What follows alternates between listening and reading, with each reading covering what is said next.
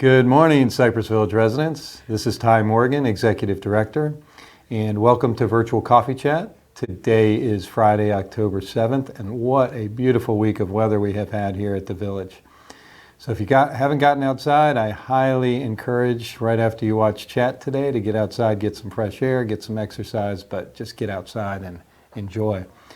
As usual, we got plenty of information and updates throughout the Village to keep all of our residents posted with the latest and greatest information. I'll wrap it up with a few points of my own and birthday wishes throughout the Village. So enjoy today's episode, and again, thank you for joining us. Good morning, everybody. Happy coffee chat. Dave from maintenance. As you see, I've been power washing all day, so it's been a rough one, but happy to do it. So the A entrance was my specific, so if you have any comments, please pass them on. First up is the elevators. We're still as we were. I know we had a couple of issues with some squealing rails, but that was taken care of today. So we should be in good shape going into the weekend. We're still waiting on the upgrade for the C elevator. Good news about the Silverberry fountains. They are both up and running and look spectacular. We're in a fight now with the two in the main lake, but that should be resolved soon. Next week, we're going to be upgrading the main entrance paint on the sidewalk. So half the sidewalks will be cut off. To really make it last this time, the manufacturer says we have to wait 3 days before it can be walked on. So this process is going to take about 7 to 10 days. So bear with us. You'll still be able to get in and out of both entrances and healthcare. We'll just have to only walk on one side of the walkway. Yard waste tips. The city says they're going to come with yard waste pickup every other Friday. Tree Amigos is trying to do it in between, as is my guys. So if you have a bunch of it and you need it picked up right away so it doesn't kill the grass that it's sitting on, please call maintenance and we'll be happy to come pick it up in the meantime. Landscaping with the shrubs, Fridays is when they're coming in with the extra crew to get caught up. We're almost there. I know we still got some on Middleton Park, both east and west, and we'll be getting there soon.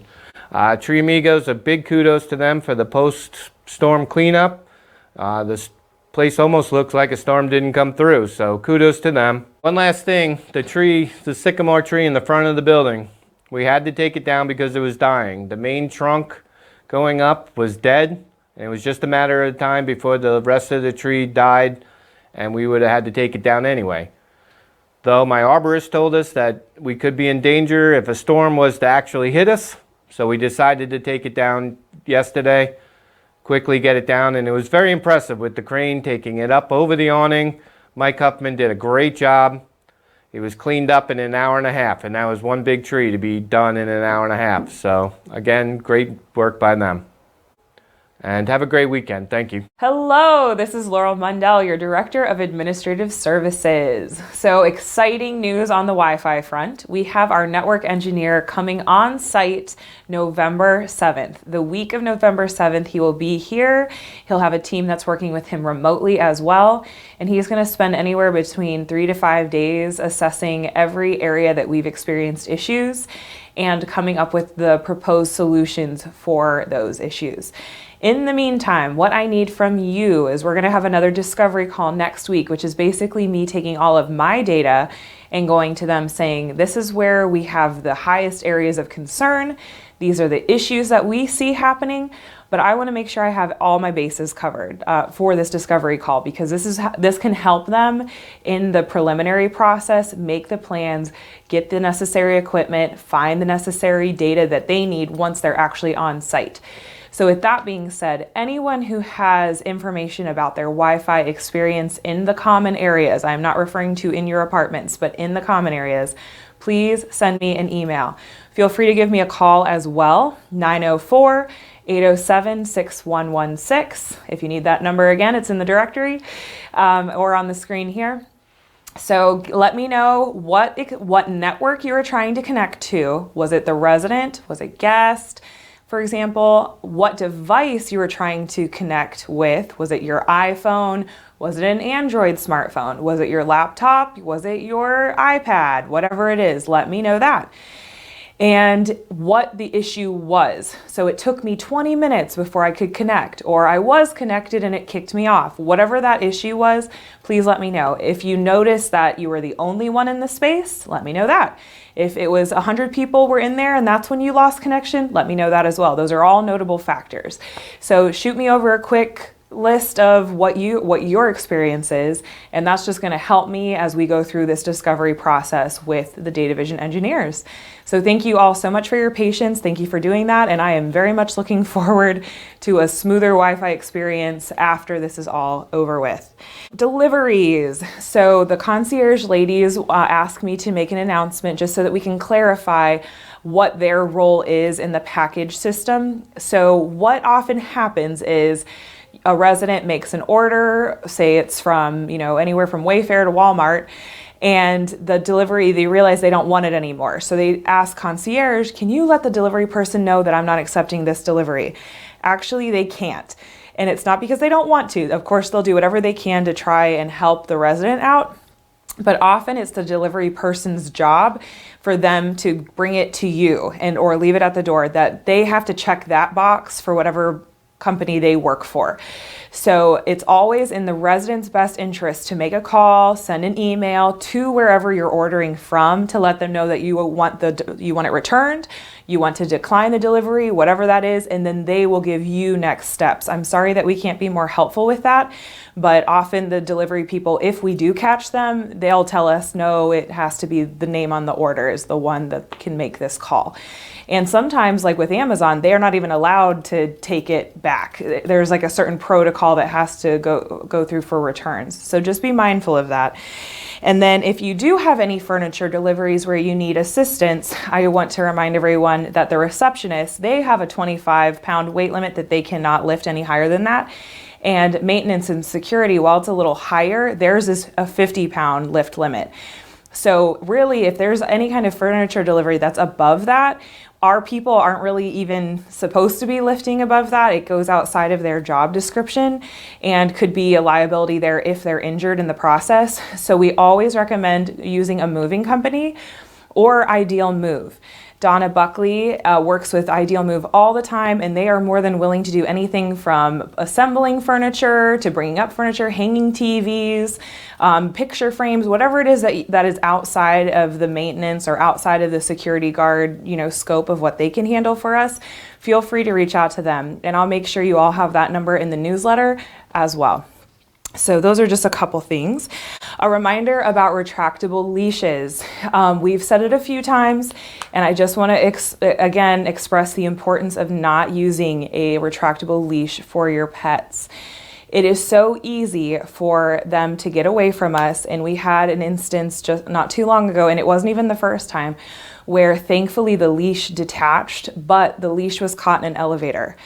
And the resident was on one side of the doors and the animal was on the other. You can imagine how badly that could have ended. Like I said, thankfully the leash broke, so everyone was okay. But this is why it's not just looking out for your neighbors and friends, although that's a pretty good reason too, but it's for the safety of your pet and you. So it is a fixed leash is what we require here, and 6 foot is the recommended length, nothing longer than that. So if you need any help swapping out your retractable leash, let me know. Let Susan McLean know. We are more than willing to help in any way that we can. I would hate to assign a fine to this, but if it's for the safety of your four-legged friends or yourself, and if that's going to be the only way to deter it, we will. So moving forward, you will get a warning if you have a retractable leash, but then after that, we will start assigning the pet fine, the pet fee for any kind of pet violation. So please just swap out your leashes now. And like I said, if you need any help, we're more than willing to support in that way. I have a couple things for Unfiltered later today, but I'm just going to give you a little teaser now so that we have some of the information on Coffee Chat if you're not able to make Unfiltered. So one of the questions was that new residents, most of the new residents always wear name badges unless they forget to put them on, but most who have been here a while never wear theirs. How are new people supposed to know the longer term residents? That's a very good question. So while we always recommend wearing your name badge, sometimes it's just personal preference. Some folks prefer to fly under the radar. So if that's you, then we respect that. But for those of you who want your name out there and you want to make sure you're out and about to make new friends, wear your name badge. It's really a good thing for not only new residents, but new staff as well, as they're all learning your face and your name and all of the preferences that you have when it comes to service. So go ahead, put those name badges on. And if you need a new one, or you want to change the name on it, if it was your legal name and you would prefer a nickname on there, just let Donna Buckley know in the sales and marketing office. She will order you a new one. And we'll go over all the rest of these comments and questions in Unfiltered later today, but we wanted to sprinkle some throughout Coffee Chat, just so that for those of you who won't be able to make it, get to have some of the same answers and have those addressed. My final topic before I head out for today is the Alzheimer's Association fundraiser. So we are now at $7,665 raised. Woo! That is so incredible, far above and beyond what I was even expecting. So thank you all so much. We're up to 70 different donations. So some of them are couples there. So thank you all so much for giving. Some of our top donors, I know I mentioned them last week. We had Carol Luckenbach, Luis Fontecchio, Jim Jandro, Bill and Barbara Hooper, Douglas and Alba McBride, Harry Hungate, Jane Lothrop, Linda Doherty, Sarah Jane Kapersky, George and Jean Bland, Barbara League, Neil Fisher, John and Margaret Wilczek, and George Gans. So those are our highest givers for this time frame. So thank you all so much for your gift. Everyone else, every little bit helps too. So thank you so much for everything that you've done. All of you who have made your donations in or your registrations in by September 30th, you will be getting a free t-shirt. Now, the rest of you, if anybody else wants to get a free t-shirt, we're only going to have t-shirts available about 2 more weeks before we got to place that order. So anybody who gives a donation of $300 or more will get a free t-shirt now. Like I said, it was going to be a little bit harder to get that free t-shirt once we hit October. So we still have time all the way up until November 5th for you all to register for the walk and give a donation. We're going to have bingo, the bingo fundraiser. All of the proceeds there are going to go towards Alzheimer's Association on the 10th.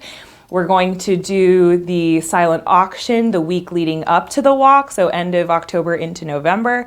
So there's still some more opportunities to raise funds there, but if you all want to just give even a little bit more of a gift, or have friends and families who want to register and give a gift, please do that. But to get a free shirt, now it's going to cost you $300 or more, and you'll get your free shirt.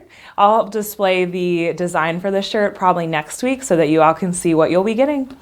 So thank you for your time, and I will see you around the village. Hello there, it's Hector Gonzalez from dining. Just back from vacay. Trying to get caught up. I had a good week though. I got a lot accomplished. I feel like I'm moving forward on my list. A couple good updates though. First and foremost, I think the biggest thing for dining services between yesterday and today, 3 new hires. As long as we get them through, get the paperwork through, we feel real good about these 3 individuals. They all have experience. So I'm happy to see that flow starting to pick up because that was a little concerning for me, to be honest. Next thing, Chef's got a new menu coming out on the 17th for 4,600. That's the good news. He's going to be test piloting some items throughout the week.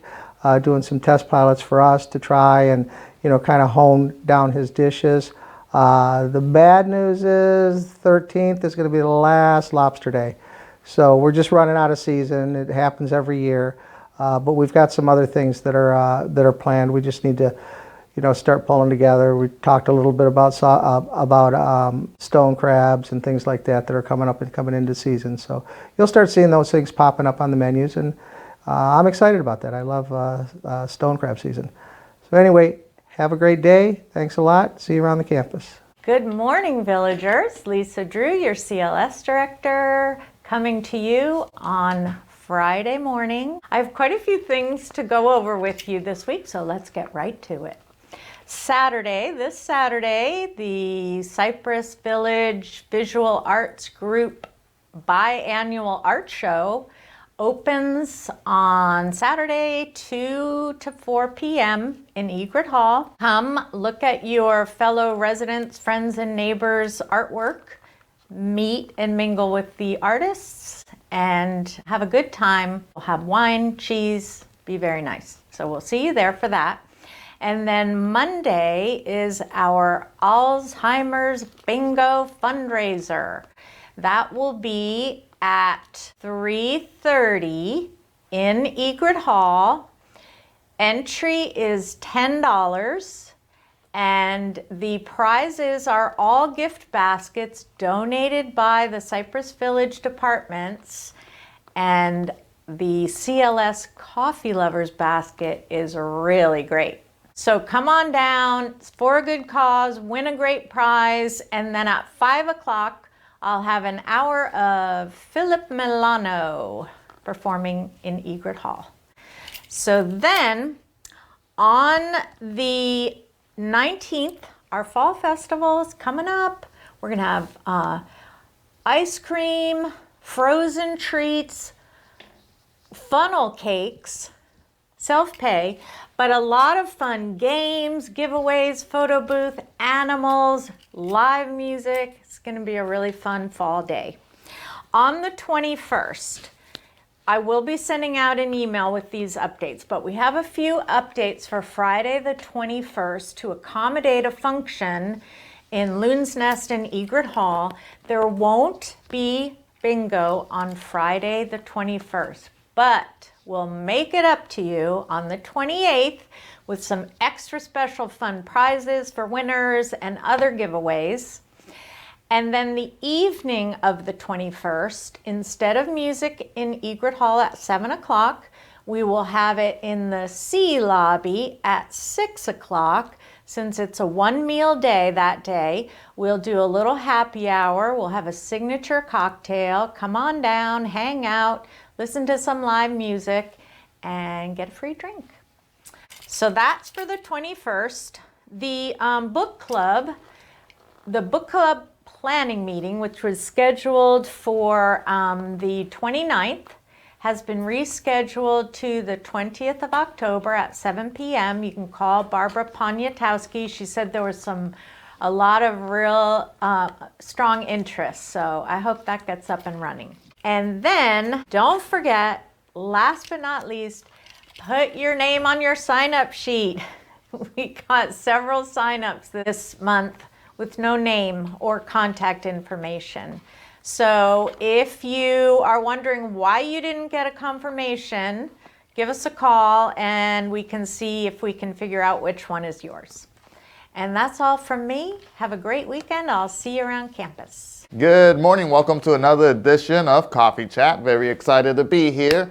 I'm glad that we're going back to what something normality is nowadays, you know. But we're past this hurricane. We're past all these storms. It looks beautiful outside, sunny, cool weather. I think we're doing awesome when it comes to that.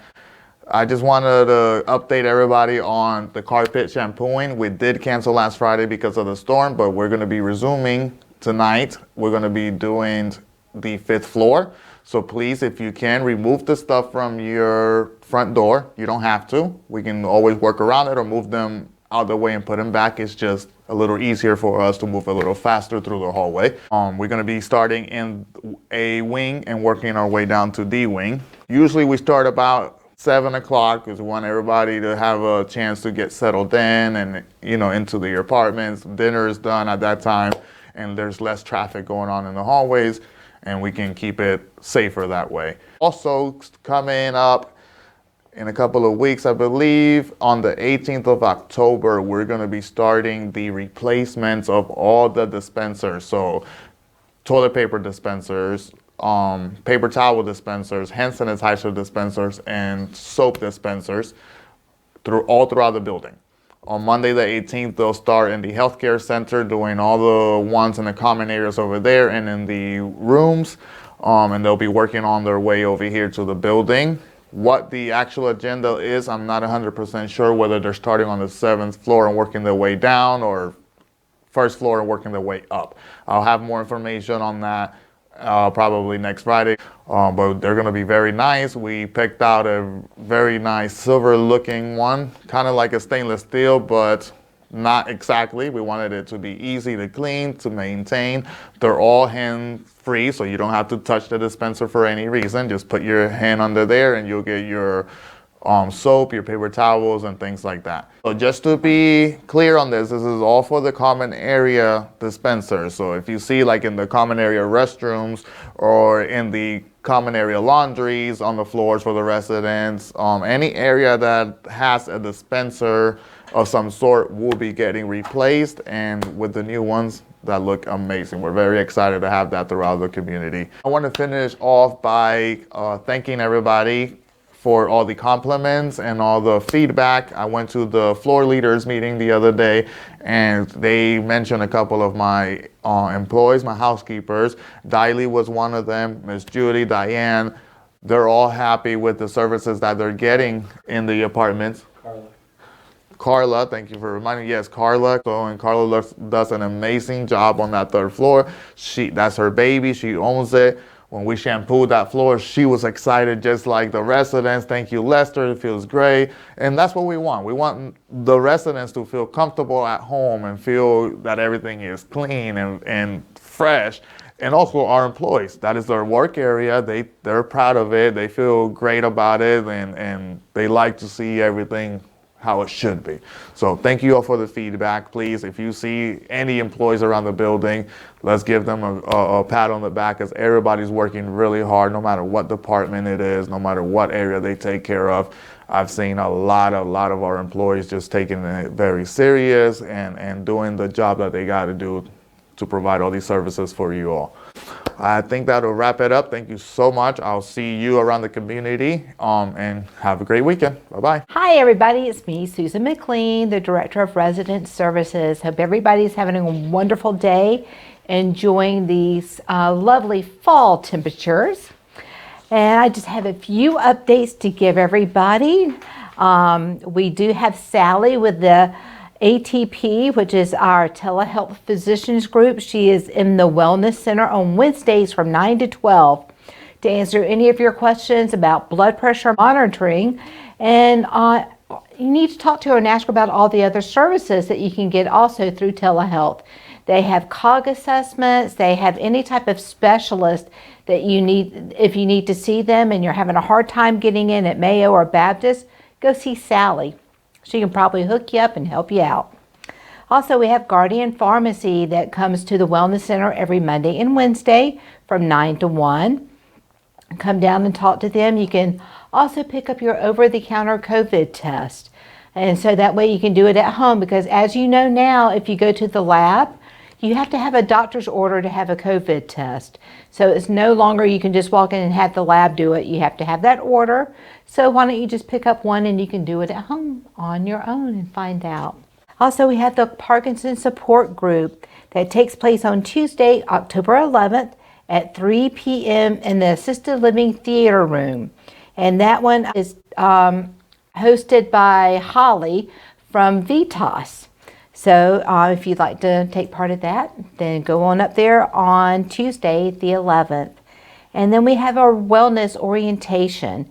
And so if you want to find out about all the outside vendors that are coming into the Wellness Center offering their services, or if you want to meet the team at our dental office and go upstairs and meet Sally too, then come down to the Wellness Center on Thursday at 10 a.m. And Chrissy will go through all of this with you and let you know all the many services that are right here at your fingertips. And I just want to kind of give everybody a little reminder. Just remember that COVID, I know we've been dealing with it for years now, and I know we're all ready to put this behind us. But just remember that it is a virus. COVID has to run its course.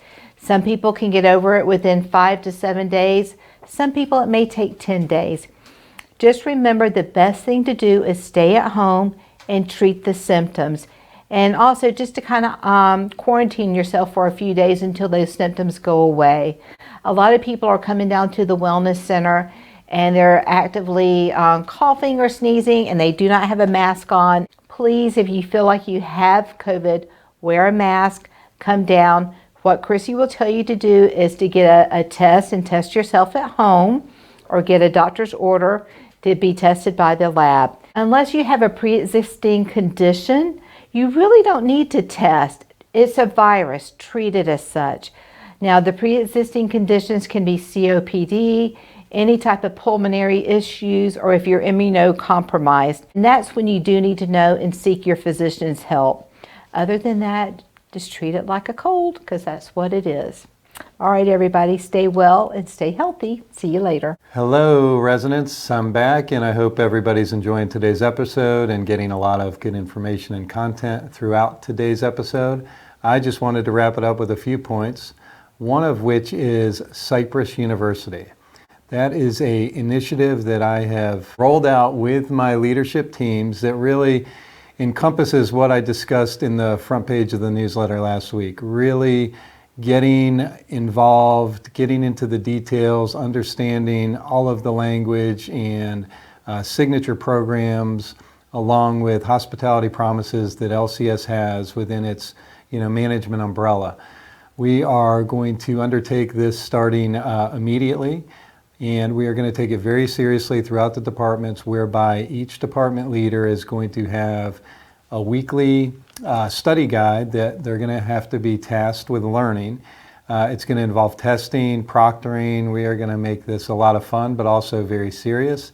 So everybody within the community, leadership-wise, will be very astute and can articulate a lot of things about the signature programs. But then the ultimate goal is for them to cascade all of this information to their managers, supervisors, and line staff. So everybody on the community is talking about the same thing and can answer questions, hopefully, very well and productively. So that's that. Cypress Village Unfiltered, which is premiering right after Coffee Chat. Elvis has left the building. Just kidding. Ty Morgan has left the building. He will not be here for another Unfiltered. I apologize, but these golf tournaments that are out of town always land on, we have to leave on Friday and come back on Sunday night. My son has a golf tournament down in Port St. Lucie at the PGA Village. Really big tournament. So wish him well, but I will not be here. But you're going to be in good hands. We got a lot of comment cards, letters, emails about some information that we're going to cover. There are two particular ones that I wanted to just take a shot at right now before the actual Unfiltered takes place. One of those is the traffic patterns right behind my office. One of the residents had inquired that it's very dangerous, that golf carts are coming around and there's a blind spot around the pool area coming towards the main building from Gordonia, or vice versa, whichever way you're going. If we're not going to, the recommendation was that we put a mirror there so traffic from either direction can tell if there's going to be somebody there or not. Instead of that mirror, what we would like to start off with, and that's a great recommendation, I don't want to discount it or diminish the recommendation, it's very good, and it involves safety, so that's very, very important to us. But there are two signs on both sides of the pool with traffic flow. So what I'd like to offer there is if our residents in golf carts or walking pedestrians, bicycles, whatever it may be, can just pay attention and be compliant to the signage relative to the traffic flow, we should not have any problems. So let's start with that. If that's not successful or we continue to see potential risks or threats to resident safety, we can take another step at that time. But let's at least try what's in place and follow the compliant traffic patterns like we would on a road, and we should be in a good place there. Another resident had referenced that it is too cold in the building, that we keep the air condition too low, we could potentially save some money, and there was some other language within the comment. With that being said, I respect that. However, we like to keep the temperature right at a set level, right at about 75 degrees, which is not too cool, not too hot, It's right in the middle where most residents and most guests or family members are at a comfort level. We can't raise it too high because then you get into moisture issues, then you get into infection control issues. So the cooler we keep it, the safer it is, but we will do our best not to keep it too cold, keep it moderate, again at that 75-degree level. So during the cold months, the AC will kick off and it'll be just the fresh air coming through. Again, trying to moderate it at about that 75-degree mark. Same with the summer, it might get a little above that, but our ultimate goal is to keep it right in that sweet spot for most residents and guests and family members. So I hope that answers 2 of the comment cards that we did receive. So I'm going to move on to the next point. Community meeting we have on Tuesday at 10 a.m. in Egret Hall next Tuesday. It's going to be streamed on 267, so if you can't physically make it, you can still obtain the content. We have a lot of information we need to share during the community meeting. I don't have a final agenda to provide you at this point, but if you're able, please join us. If not, please tune in via channel 267. The CV News, the management newsletter, that will be going out the end of next week, and we'll have a lot of the updates that we've covered on Coffee Chat, weekly updates, community meeting. So if you're out of town or just have not had time to tune in, you'll be able to catch that in writing here at the end of next week. COVID updates, we're very, very fortunate right now. We're seeing confirmed cases drop, I don't want to say precipitously, but very gradually and consistently. We're in the yellow zone, which means we're still above 10%. I want to say it's right at around 12% from a county perspective. We're still testing twice a week for any employees that have not been vaccinated that have an exemption. But outside of that, we are not required to test any further. So that's very good news for the staff as well as for the county and in general. Hopefully we're coming to the endemic of COVID. Last but not least, birthday wishes. Let's see if we have any birthday gals, ladies, or gentlemen out there in the village. October 7th, we have one, and that is Sebastiana Rose. I love that name, Sebastiana Rose. Happy birthday to you today. On the 8th, we've got 4 birthdays. We've got Mr. Ernie Gear, Miss Joanne Latimer, Rosemary Preby, and Mr. Fred Fulkerson. Oh, and one more, Chandler Thompson. Sorry, Chandler, I almost missed you there. Happy birthday to you, 5.